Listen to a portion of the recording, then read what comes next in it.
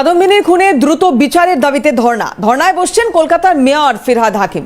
বিকেল 5টায় চেতলাহাট রোডে ধর্নায় বসছেন তিনি।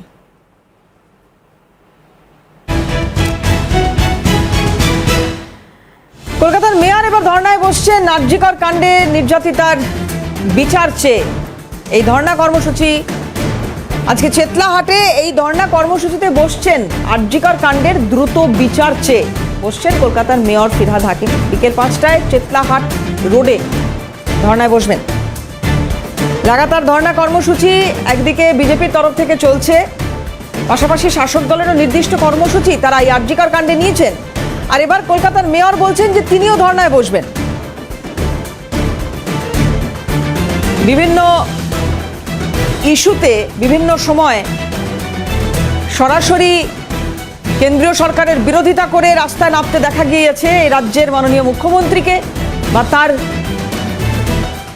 দলের বিভিন্ন সদস্যদের। আর এবার আরজিকর কাণ্ডের দ্রুত বিচার চেয়ে ধর্নায় বসছেন মেয়র ফিরহাদ হাকিম।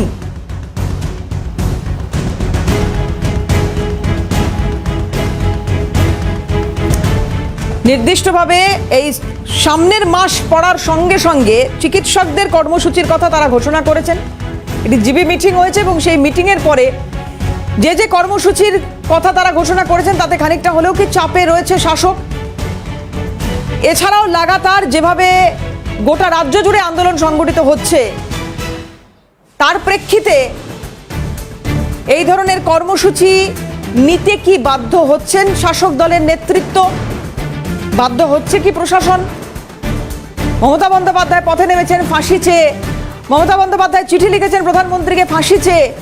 আর এবার ধর্ণা কর্মসূচি আরজিকর কাণ্ডে দ্রুত বিচার চেয়ে মেয়র ফিরহাদ হাকিম চেতলাহাট রোড সেখানে ধর্নায় বসছেন কলকাতার মেয়র।